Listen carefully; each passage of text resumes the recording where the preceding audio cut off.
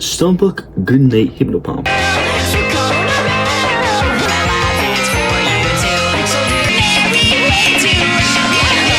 Goodnight Hypnopomp, or Goomp as some fans call it, is a 10-song long album released by Vivian Weeks in 2005. The initial standout singles being Fukuona Girl, Bambi, and Paper Dolls. It is a self-described noise pop or dark cabaret album, Vivian's third full-length project. Her first project, self-titled Stonebuck, was released in 2021, and Vivian Weeks became known for her dark, edgy, noisy, kind of circus-y feel created from her songs, with her most popular one being Fukuona Girl, which sits at about 80 million plays on Spotify and YouTube.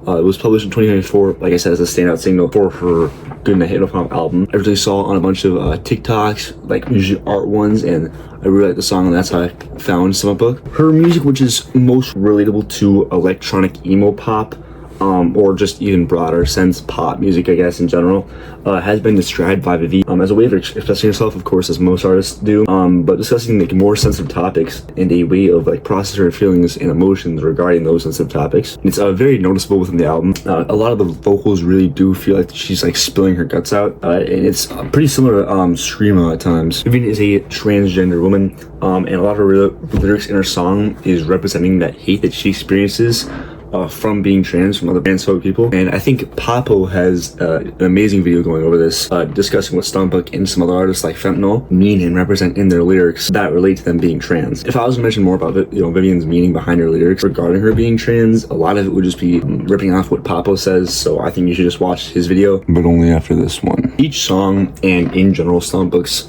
style, is these rough, edgy, and often angry or heavy vocals with these very stimulating and hyper and term I'm going to call childish instrumentals. And when I say childish, I want to clarify, I don't mean simple or poor quality. I literally mean that's like some parts of the song, specifically parts of the percussion, sound like they would come from like a children's song. With nearly all the songs on this album kind of have like these twinkling sounds, or these like high-pitched percussion instruments in general being used to create the beat. I think probably a better way of describing that would be like circus-like, being that circus-like tunes or cyclical songs have elements that are pretty similar to music that Stonebuck uses in her album. Obviously, this isn't like during the whole album, obviously this is like at certain points of songs. But the contrast to that and the very edgy and dark and gruesome even at times the lyrics creates this beautiful juxtaposition that gives Stonebuck just her great and unique sound. The album starts out with the hit song Fukuona Girl, by far Stonebuck's most popular work. Like I mentioned before, went pretty viral on that. It took me a while to find the meaning behind the name,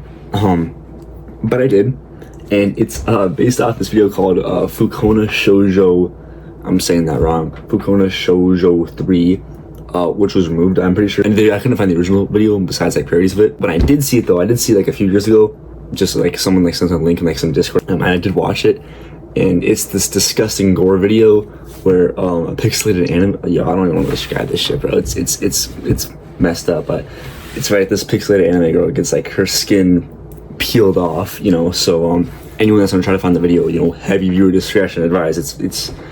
It's fucking horrid. And the song was relating Vivian's identity and transphobia that she experiences to the character of the gore video. People, transphobes, often saying like, oh well, what's inside, like what's the biology say, is a kind of common way that transphobes will use to either discredit or insult trans people. And Vivian's response to that is relating herself to this character that's getting her skin peeled off and say, okay, then flame me, which is a common line that she uses throughout the song. And, open me up just like how they did, to this character. And the video also exists kind of like to get people off to this gore and just for people's enjoyment. And Vivian is again relating that to how transphobic people online would want trans people dead, or literally laughing at trans people that are suicidal or have even taken their own lives. Another line I thought was interesting was, all my bones we bound up in dresses. And a common point that transphobic people use against trans people is, oh, when archaeologists find your bones, oh, they're either going to say you're a man or a woman.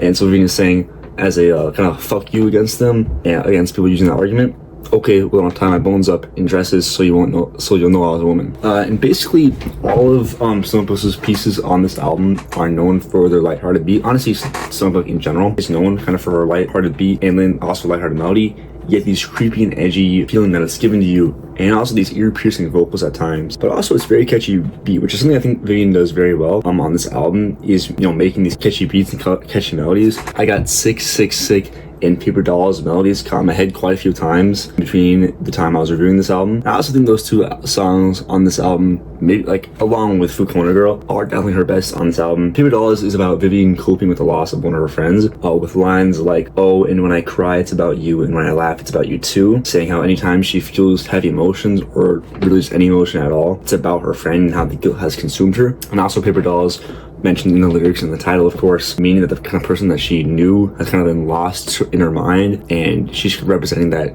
to herself with a paper doll of that person. Pretty much all the songs on here have like some type of like deeper meaning behind that. Those are the two ones I just, Fukuona Girl and Paper Dolls, I thought were, the stories behind the songs were very interesting, so I wanted to cover them.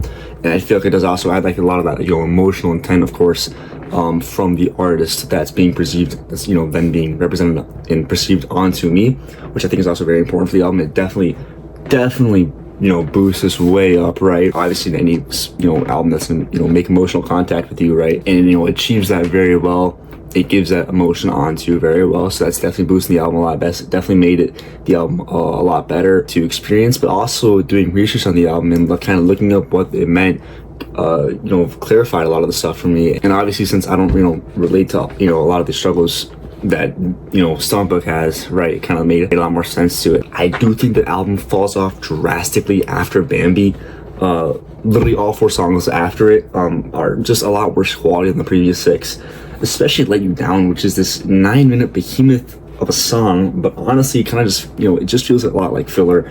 A lot of it just feels very unspecial and uninteresting compared to the rest of the album. Not to mention it's 9 minutes long, which I have no problem with otherwise, but it's just dragged out. It seems like it's filling up space. Also with the song Nothing Special, it kind of just feels like a more annoying version of My Diorama, and I just wasn't feeling the same level of emotion with the song at all as I was with some of the other ones. And It's Magic and Let You Down, elements of the percussion, the cabaret, the circusy elements that I thought were great in the first half kind of go into a downward spiral. It becomes just too chaotic and too ear-piercing. The random noises and unique percussion elements that sounded great and organized, not necessarily organized, sorry, but more like it blended well. It just sounded a lot better. The production of those elements sounded way better in the first part of the album, and it just falls off and it just doesn't sound nearly as well in these last couple songs, to the point where I just really don't like them. Now, overall, apart from maybe 1 or 2 songs on here, personally, I wouldn't really listen to a lot of Stompbook outside of my review, of course, which I listened to her album maybe 3-4 times. I just think the lyrics are a little bit too edgy for me. I'm not a big fan of emo, and her vocals do get a bit too high-pitched and too ear-piercing for me, but it is undeniable that she is objectively a good artist. Her style is very unique, it's well made. You're not gonna hear anything else like this anywhere else. There's a lot of emotional value in her music, and the percussion and the melodies, and just the fucking music in general is great. It's good. So I'm gonna give Goodnight Hypnopomp a low 8 out of 10. But yeah, Stompbook, great artist. I know they have 2 more albums. I do plan on reviewing those, which I'm very excited for. I haven't listened to not even a single song. Actually, that's not true. I think I may have listened to a couple songs from those albums. But yeah, that was Stompbook, Goomp, Lamalu out.